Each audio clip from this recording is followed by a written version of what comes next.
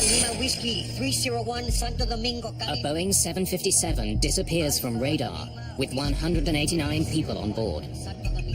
The plane's wreckage is soon found at sea. There are no survivors to say what happened. This accident was the first major loss of a Boeing 757 aircraft. Investigators find no clues in the wreckage. Only the plane's black box can tell them what happened. The tape raises a perplexing question.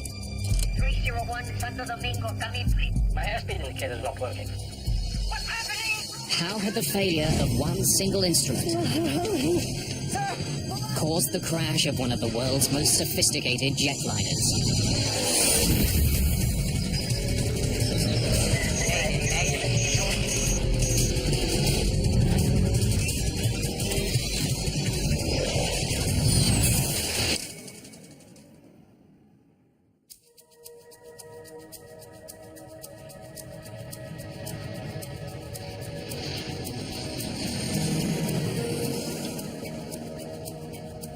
Gregorio Luperon International Airport in Puerto Plata, the Dominican Republic. February the 6th, 1996. The small Caribbean island is a popular winter getaway. A group of German tourists has been delayed. There are mechanical problems with the jet that was supposed to take them back to Frankfurt. The airline has arranged to lease another plane for the flight. The replacement jet is owned by Turkish charter company Bergen Air. They have a 757 that's been sitting on the tarmac for almost 3 weeks. But it takes several hours to get the plane ready to go, and to get the Turkish crew aboard. By 10:15 p.m., the plane and most of its crew are at the gate. More than 4 hours after they were supposed to take off, the first of the passengers begin boarding the plane. They have a 9-hour flight to Frankfurt ahead of them.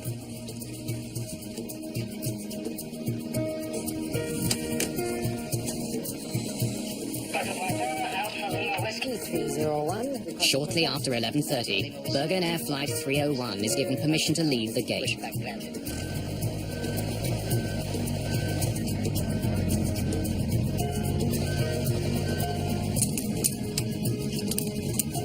Moments later, it taxis to the threshold of the runway. Cabin crew, take your seats, ready for takeoff. Cabin announcement is completed. First Officer Aykut Gergin is new to the 757, with fewer than 75 hours in the plane, all in the last 3 months. Thank you. Ready for takeoff. In contrast, Captain Ahmet Erdem is one of Bergen Air's most senior pilots. He's logged thousands of hours in this type of plane. Alpha Lima Whiskey 301, ready for takeoff. 301, clear for takeoff, runway 08. Clear for takeoff. Runway 08, 301. Thank you. A good flight. Good flight. Good flight. Mulis Evrenesolu is on this flight as a relief pilot. Like First Officer Gergin, he's been flying the 757 for less than 3 months.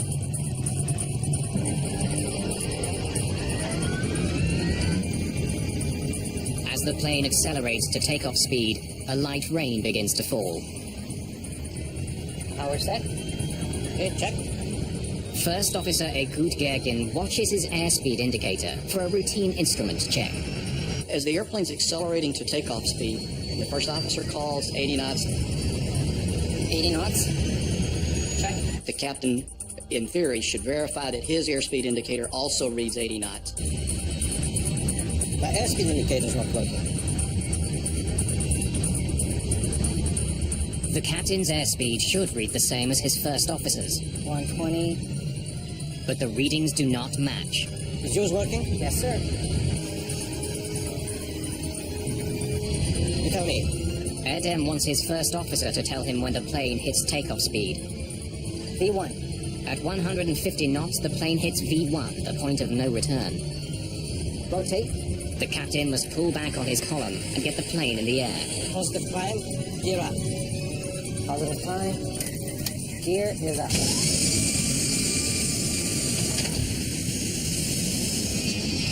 At 11:42, the plane takes off. seconds later, Captain Airdem's airspeed indicator comes to life. Is it possible to turn off the wipers? Okay. Wipers off. Climb fast. Climb thrust. First Officer Gergin reduces power to the engines for a gradual climb to cruising altitude. 301, Airborne 45, switch over Santo Domingo, 1243. 1243, bye-bye, sir. Climbing through 2,500 feet, Santo Domingo, good evening. First Officer Gergin establishes contact with the island's main tower in Santo Domingo. Alpha Lima Whiskey 301, climb and maintain 280. Central autopilot on, please. Center autopilot. As command. Okay. 1 minute and 30 seconds into the flight, the autopilot takes over.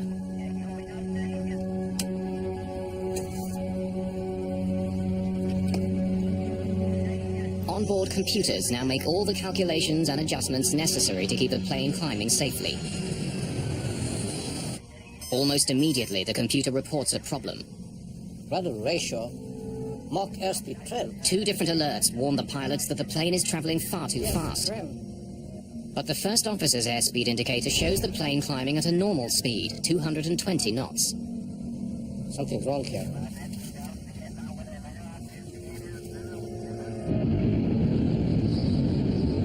Unaware that there are any problems, the controller directs Bergen Air Flight 301 to continue climbing. Alpha Lima Whiskey 301, report Pokek. Okay, 28, sir, I'll call you over Pokek. 301. Okay, there's something crazy. Do you see it?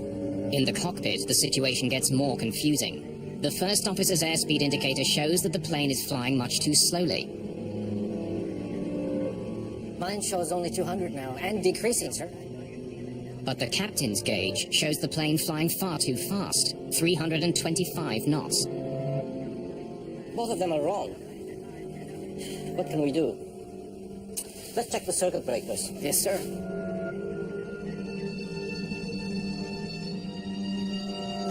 As the first warning is eliminated, a more persistent warning replaces it. The overspeed warning tells the crew that they are approaching 350 knots, the maximum speed at which the plane was designed to fly at this altitude. Okay, it's no matter. Let's pull the airspeed. Let's see. Resetting the circuit breakers turns off the alarm, but it doesn't fix the problem. Captain Airdem's airspeed indicator still shows he's flying much too fast. Now it's 350, yes? Confused by the conflicting information, Captain Airdem decides to do what the plane wants. He slows down. Take that, like that. With terrifying results. The 757 is sending out warnings that are confusing the crew. Bewildered, the crew struggles to solve the problem. The lives of 189 people depend on them getting the answer right. Shortly after taking off from the Dominican Republic, Bergen Air Flight 301 is in trouble.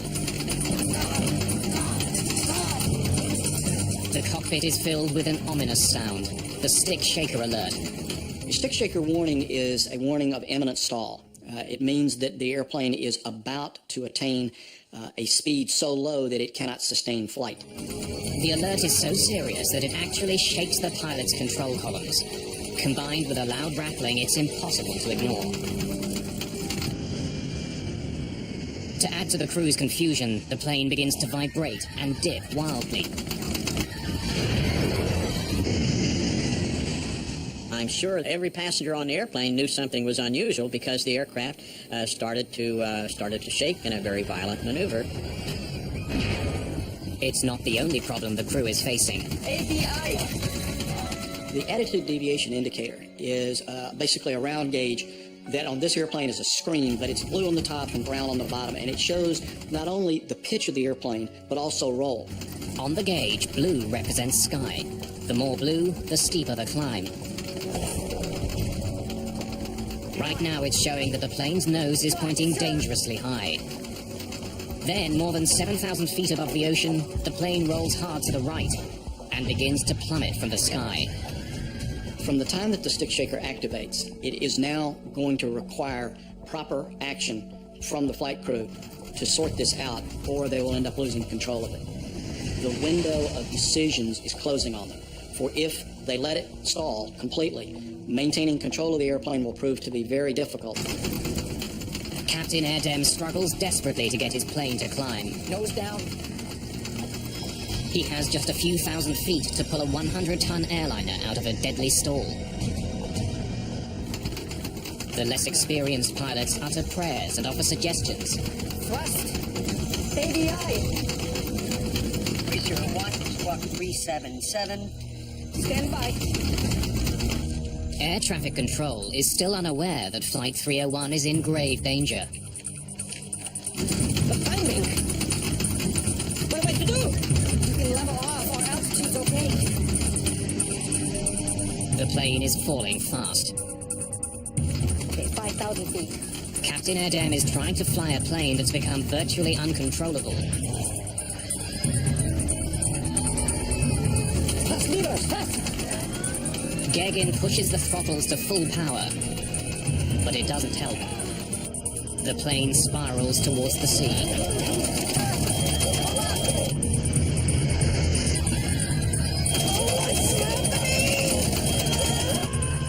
Alpha Lima Whiskey 301, Santo Domingo, come in, please.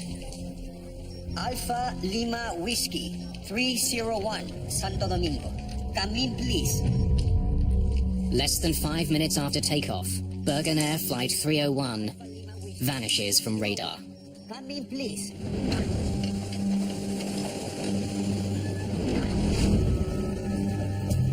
The Dominican Navy begins searching for the missing plane and its passengers. En route, En route, I was always thinking of what I would find. I thought I would find people screaming, people yelling, asking for help. They discover something very different. The strong smell of jet fuel hangs over the water. Pieces of wreckage float on the waves. I thought to myself, there was no one alive here. We didn't see any survivors, and we didn't see bodies. I really thought the plane had disintegrated on impact. Within hours, more than just wreckage begins floating to the surface.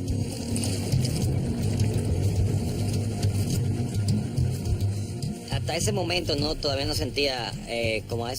5:20 in the morning, when the bodies started to come up, I did feel a great sorrow in my heart. I felt like I wasn't sure if I would have the strength to continue the work at that moment. The search continues by the light of the next morning.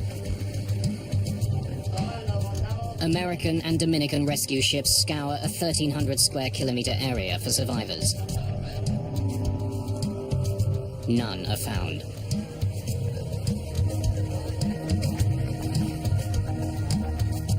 Now it's up to the Dominican Republic's Aircraft Accident Investigation Bureau to find out what caused this accident. We established a base camp at a hotel on the Cabareta beach, which is directly south of the accident site. Over the next couple of days, investigators, reporters, and some of the victims' families arrive at the hotel.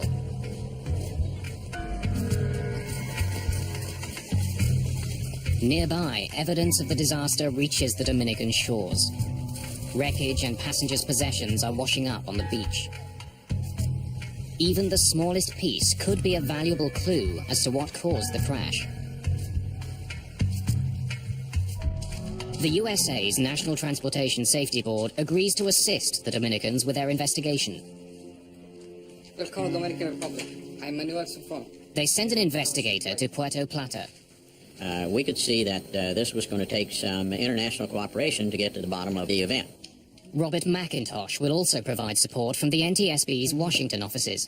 Any signal from the recorders? This particular accident was the first major loss of a Boeing 757 in the water. There was added urgency because the aircraft was going into the livery of many American-operated airlines and on the market for the worldwide passenger service. In order to understand what had happened here, we only had one key. That key was the black boxes. Like all commercial airliners, the Boeing 757 carries a cockpit voice recorder that records all the sounds in the cockpit, and a flight data recorder that records a wealth of information about the plane's operation during flight. We've got underwater locator beacons on these recorders. They work for 30 days upon immersion. But the ocean where the plane crashed is over 7,200 feet deep. We needed to locate them before the signals faded, and we also needed to remove them before the data was damaged by salt water, so we were in a race against time. The NTSB enlists the help of the US Navy, who hire a submersible called the Curve. CURVE stands for the Cabled Underwater Recovery Vehicle. It's a tethered vehicle. It has an umbilical, and it's controlled by an umbilical. It's not autonomous. The Curve is essentially a remote-controlled submarine, which can work at depths no manned submarine could handle.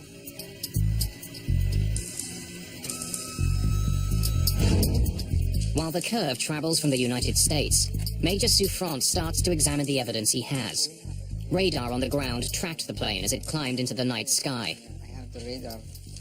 The history of the flight is recorded here. So basically... Investigators study the radar records, along with the conversation between the ground controllers and the crew. I have the recording from the control tower. Santo Domingo, good evening. Alpha Lima Whiskey 301 coming. Alpha Lima Whiskey 301, climb and maintain 280. Okay, 280. The exchange between the controller and Flight 301 is normal. The investigators detect no signs of trouble. Last communication between them was only disrupted with a standby. 301, squawk 377. Stand by. As you heard, there's no reason why this plane went down. What had caused something to go wrong to interrupt the flight path of the aircraft so rapidly? Certainly, it was a good question for us.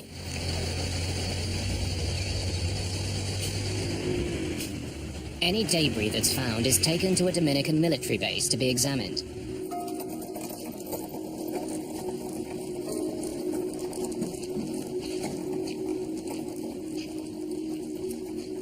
Investigators comb through the wreckage they've recovered. Pieces of the cabin, life vests, even part of the landing gear have all been found. Every piece of debris is studied for signs of an explosion or fire.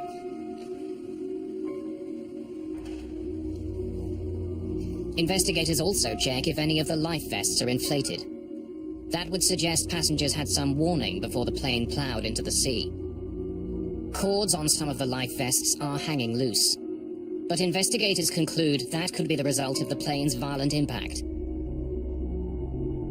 The crash was so powerful, it has compressed coffee cans into flat pieces of tin.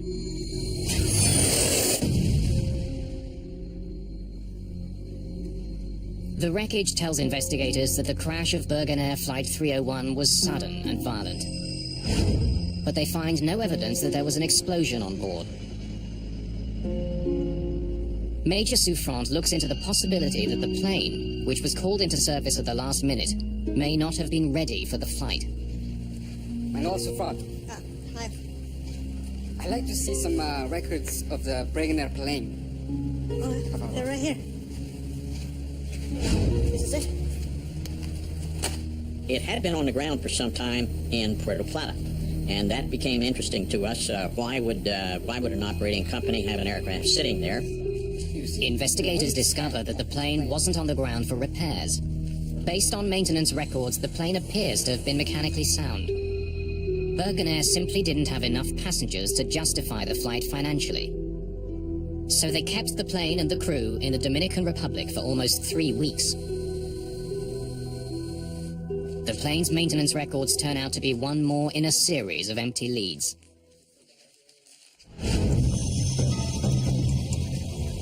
The Curve arrives in Puerto Plata Harbor. On February the 28th, more than 3 weeks after the crash, it slips below the waves, looking for the remains of the Bergen Air jet.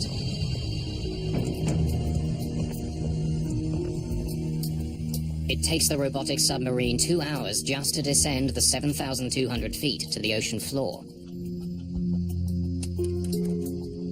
From there, it sends back images of the wreck of Flight 301. The cockpit pretty much was sitting upright, and it was pretty much the nose of the plane, you know, and you could see the front part of it. It was obviously banged up and cracked and fragmented. The clues investigators need to solve the mystery of this plane crash lie somewhere amongst the plane's twisted wreckage. The flight's black boxes are the top priority. The curve quickly picks up the signal from a pinger on one of the units. Operators must now maneuver the sub towards the sound. They have to be able to see the boxes to pick them up with the robotic arm. It takes just 90 minutes to find the first black box. The first one was sitting out in the open. Okay, it was where they could see it, and they picked the first box up. They grabbed a hold of it, and they just kind of tucked the arm up in place, you know, so that they wouldn't lose it. The second black box is also heard, but after almost 2 hours, the curve's cameras still can't see it. You know, they knew it was right there, and they were searching around a debris pile, and they could not physically see it, you know, with the cameras of the vehicle. So as they went around a couple times, they started, you know, lifting metal up and moving pieces out of the way, and then they did find the second box under some debris.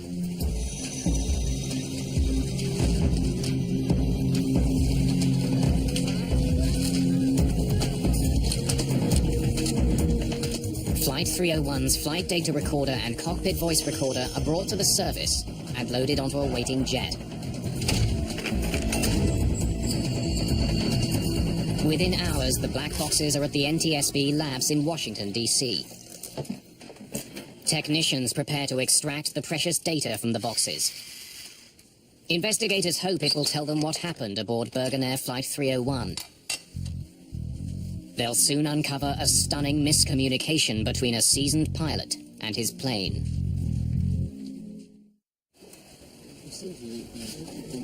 To unravel the mystery of Bergen Air Flight 301, investigators are counting on the plane's black boxes.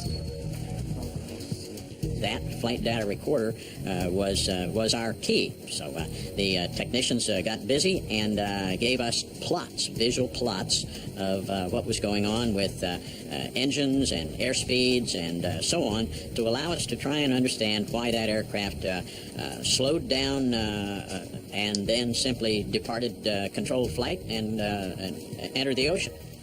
But check out the timeline, 44. Investigators immediately notice something unusual about the flight. 15 degrees pitch, nose up. Seems high. It's almost the maximum. And then it stays that way. The plane began climbing normally.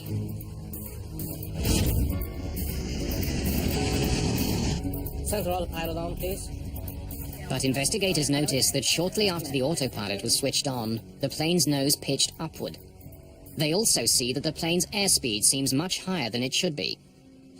350 knots. It can't be right. Well, there's definitely something wonky about the airspeed numbers. This brought us to the question of perhaps we should be looking over on the other side at the cockpit voice recorder and see what kind of information was coming from there. Can you cue that up and play? Investigators soon start filling in the missing pieces of the puzzle. 80 knots?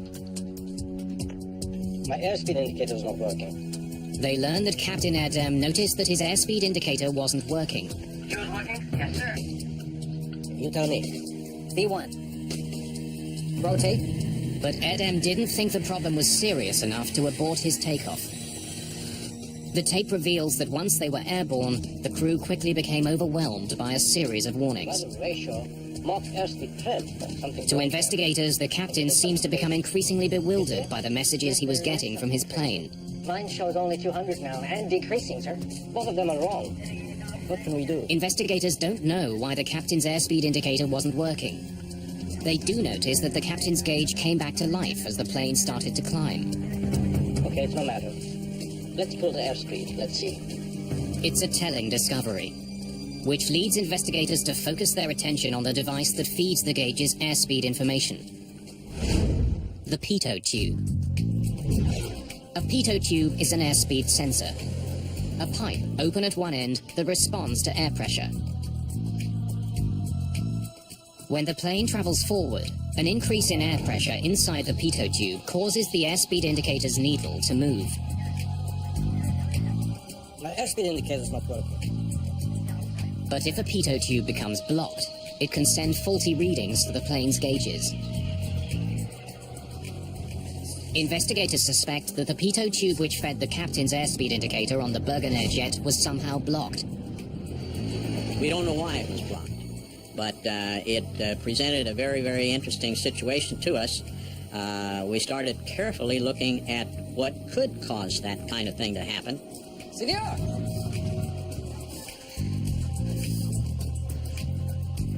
Major Souffrant has a theory. He returns to question the airplane's mechanics. Senor Souffrant.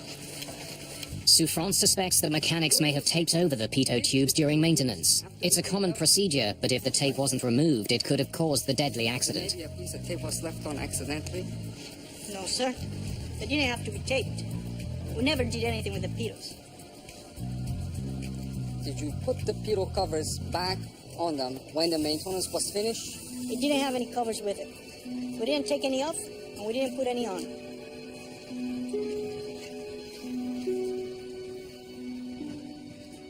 And that's when we discovered that the pitos had not been covered for the 25 days that the aircraft remained parked at the international airport in Puerto Plata.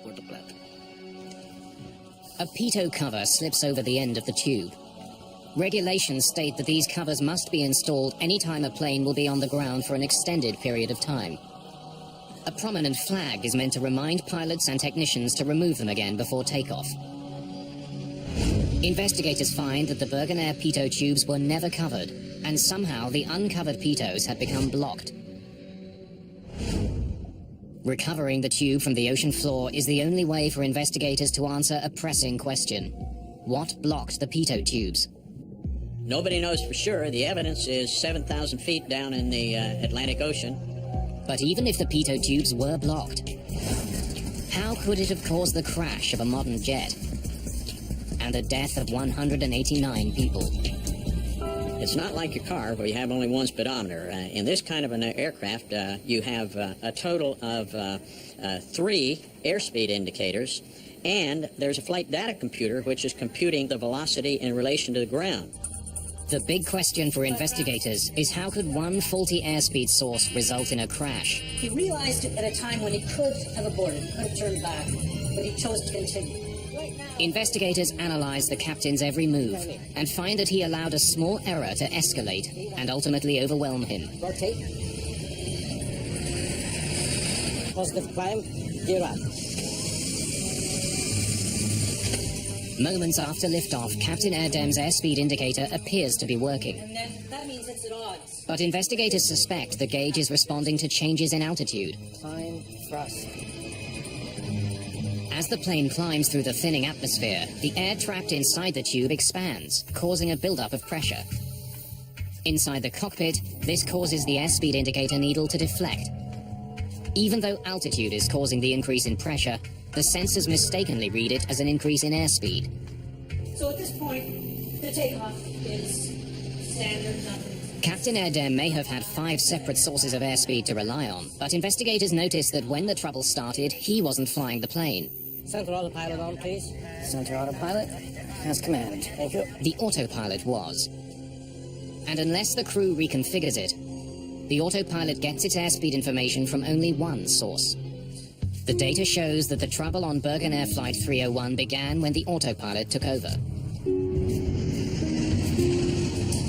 Right after the autopilot is engaged, the plane's nose begins to rise. Investigators suspect that the crew didn't realize that the blocked pitot tube was feeding the autopilot faulty information. The computer registered that the plane was traveling too fast and raised the nose to slow it down. The autopilot's a pretty smart guy. He already knows he's got all the power that he's going to get for the climb. The only thing for the autopilot to do is raise the nose. And it raised the nose of the airplane to its limits of authority. But the autopilot was reacting to faulty information. Moments later, it sent out 2 different warnings. Rudder ratio. Mach airspeed trim. That the plane was traveling too fast to be controlled safely. And the airplane begins picking up warnings, rudder ratio, a variety of things that the airplane is sensing problems. Okay, there's something crazy here. Do you see it? Yes, there is something crazy. Mine shows only 200 now, and decreasing, sir. Both of them are wrong. Investigators realized that Captain Erdem wrongly concluded that both airspeed indicators were malfunctioning. In fact, his first officer's gauge was always correct. The plane was traveling much too slowly. What can we do? Captain Erdem no longer knows which instruments to trust. Let's check the circuit breakers. As they saw these caution lights, they decided they were going to start pulling some circuit breakers. And that would be rather strange. Resetting the circuit breakers turns off the alarm. But that needle continued to climb around the clock face until it activated the overspeed warning. The autopilot system sent yet another warning that the plane was traveling too fast. But the reality was just the opposite. The plane was slowing down. Let's pull the airspeed. That's when Captain Erdem made the gravest error of all. You can see that he now pulls back on his throttles. Investigators realized that at the plane's already slow speed, pulling back on the throttles was disastrous. The crew got the most severe warning that a plane can send out. And that's when he gets the stick shift. He's got a tactile sense coming through his flight controls that literally shakes the stick and says, "You've got to lower this nose." In a matter of seconds, Captain Erdem was first warned that his plane was traveling too fast, and then that it was traveling dangerously slowly. They're in direct opposition of each other, and two warnings that you would never expect to get, one right behind the other. The autopilot is programmed to always disconnect when the stick shaker activates. It's up to the pilot to get the plane out of a stall. Once the autopilot reached its limits of authority, it said, "I've done all I can do. I'm out of here." When the autopilot disengaged, Captain Erdem suddenly found himself in control of the plane at the moment of his greatest confusion. If you watch the plane at the top of the screen... The cockpit recordings lead investigators to a stunning conclusion. ADI! Captain Erdem may not have recognized that his plane is about to stall, but the relief pilot behind him did. ADI! This additional pilot intervened to say, "ADI, ADI." In other words, look at that ADI and put yourself where you would normally see the nose of the aircraft. 5 degrees nose high, 10 degrees. The relief pilot wanted Captain Erdem to recognize that the plane's nose was pitched dangerously skyward. Investigators can hear First Officer Gergen trying to convey the same message. Nose down. What the 757 desperately needed was airflow over the wings to generate lift. The only way to get that was to point the nose down and dive.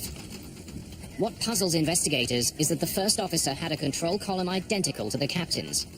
He could have pushed it and brought the nose down himself. He may have been able to save the plane. But he didn't. Instead, he and the other Turkish crew member continued offering suggestions to their more experienced but overwhelmed captain. The timing! What am I to do? You can level off. Our altitude's okay. The recording shows that Captain Erdem ignored valuable advice that could have saved the plane. And in the Bergen Air case, there's a case of a relatively junior first officer looking at one of the most senior captains on the airline. It is not culturally appropriate for him to say, "I'm going to take the airplane away from you." Instead, he tries to assist the captain, to lead the captain, but leave the captain in command. Other cultures, other training, other airlines may very well have required the first officer to physically take control of the airplane. I think the social atmosphere in the cockpit will prevail to revere age and experience to the point where it can kill somebody. And in this case, it looks like it did. The flight data recorder reveals that instead of pushing the nose down, Captain Erdem tried to get more speed from his engines. At this point, the crew goes to full power. At the angle the plane was falling, the engines couldn't get enough air. Applying full power was more than they could handle. The left engine quit first. With the right side at full throttle, the airliner swings around as though its left wing were caught on a branch. The airplane goes into a classic full stall where the nose drops, it falls on a wing, which is now a very life-threatening condition. The 757 itself makes the situation worse. Like many modern jets, it uses a so-called swept wing design. The wings angle slightly backwards to reduce drag and increase fuel efficiency. But the design has a downside. One of the characteristics of swept-wing jets is they get less and less stable. They're much harder to fly as they approach stall.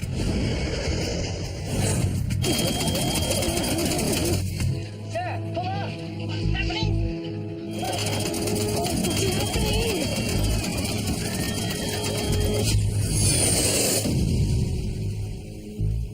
To maintain control of a swept-wing jet with no more altitude than they had in this condition is very, very problematic, and they are not successful when the airplane goes into the water. Investigators now know why Bergen Air Flight 301 crashed. What they can't understand is why the flight ever left the ground. 80 knots? My airspeed indicator's not working. At 80 knots, if the pilot and co-pilot's instruments disagree, takeoff should be aborted. B1. Investigators are troubled that the captain took off knowing he had malfunctioning instruments. If something is not functioning correctly, it doesn't matter what it is, one should abort the takeoff at 80 knots. Members of the investigative team in Puerto Plata tried to find any clues that might explain why Captain Erdem didn't abort his takeoff. It was raining that night. Perhaps he was worried that he wouldn't be able to stop his speeding plane in time. Procedurally, he's required to stop. But high-speed aborted takeoffs are something that are very serious, and that flight crews train to avoid high-speed aborted takeoffs if possible. And we certainly looked at the parameters of the runway to ensure that there was adequate runway in that particular situation. Careful measurements are taken. Investigators conclude that at 80 knots, when he first noticed the problem, Captain Erdem had enough runway left to bring his plane to a stop. He could have aborted his takeoff. There's also the question of the hastily assembled crew. Investigators now wonder if the last-minute nature of the crew's call could have influenced their decision to take off. Bergen Air started with a crew that probably didn't expect to fly that night. They didn't have adequate rest. They got out to the aircraft and perhaps were rushed in some of their planning. Investigators consider the possibility that the crew, who had been away from home for more than 2 weeks, was simply too eager to get home. 08301, thank you. A good flight. Good flight. Good flight. Y ahí viene el factor del homesick. This is the homesick factor, where minor problems are ignored in order to get back home. Para seguir el vuelo y llegar a la casa. Investigators will never know what was going through Captain Erdem's mind when he opted to continue his takeoff. In this case, the airplane is accelerating rapidly enough. The first officer responds, B1. which is to commit to fly speed, and by training, now the decision window has closed. They need to fly. Rotate. And immediately thereafter, they're airborne. Once the plane was in the air, its blocked pitot tubes caused Captain Erdem to make a series of critical mistakes. But how were the tubes blocked in the first place? Investigators will find that the deaths of 189 people was caused by something the size of a paperclip. Investigators now know that a blocked pitot tube led to a series of conflicting warnings that confounded Flight 301's captain. Now they want to know how those same warnings would affect other pilots. Fuimos a un simulador de vuelo. We went to a flight simulator, and in the simulator, we tried to recreate the conditions of what happened on the night of February 6, 1996. Gentlemen, stand by. The simulator showed investigators that an overspeed warning, followed by a stick shaker warning, caused even the most seasoned pilots to freeze. The contradictory warnings were potentially dangerous.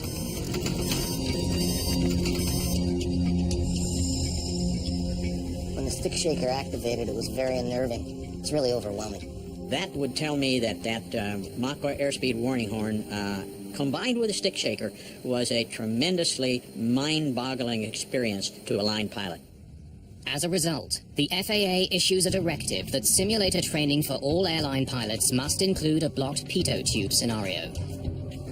The flight crew within Bergen Air was faced with a large number of warnings that kept coming, and each warning added complexity to the environment. There's a lot of warning lights going off. This captain is in a condition that is deteriorating now very rapidly. So there is a dramatically increased demand on the captain to fly the airplane. The FAA asks Boeing to change some of those warnings. Those changes include the addition of a new warning, which tells both pilots that their instruments disagree, and the ability for pilots to more easily silence troublesome alarms.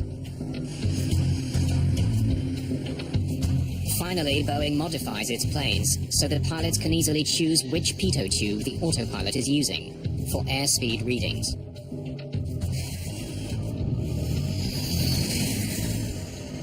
All told, more than 1,400 Boeing planes worldwide are affected by the new directives.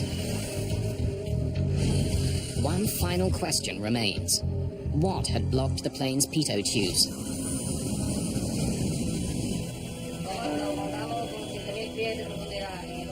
Investigators conduct an extensive search for Bergen Air Flight 301's pitot tubes. They are never found. But at Puerto Plata's airport, they don't have to look far to find the likeliest suspect. It's not ice, and it's not dirt. We know that the area around Puerto Plata has a lot of bees and wasps and animals and birds and insects that like to build nests. One of the insects is well known to pilots flying out of the Dominican Republic. It's called the mud dauber wasp. Bug experts tell investigators about an extraordinary connection between the wasps and a pitot tube. Cuando la javipa albañilera está buscando un área para construir su nido. When a mud dauber is looking for an area to build its nest, it's looking for a site, a place that's more or less tubular. Que tenga algo tubular. Cuando las javipas. When the mud daubers make their mud nest, the mud, when it dries, hardens and condenses. It gets hard. Mud dauber wasps are squatters that make their nests in available places, like crevices in homes, or even the pitot tubes of planes. La razón del que el avión estuviera tanto día parado. That the plane was stopped for so long, 25 days, was enough time for any species of the mud dauber to build its nest in the pitot tubes. Investigators can only conclude that mud dauber wasps blocked the uncovered pitot tubes that fed the captain's airspeed indicator, which caused it to malfunction. They didn't put covers on the pitot tubes. So at some point in time, extended time, there was an opportunity to get something like a mud dauber in that pitot tube. Investigators have their answer. On February the 6th, 1996, a tiny insect led to a series of mistakes that brought down an airplane and changed the design of the world's most successful series of airliners.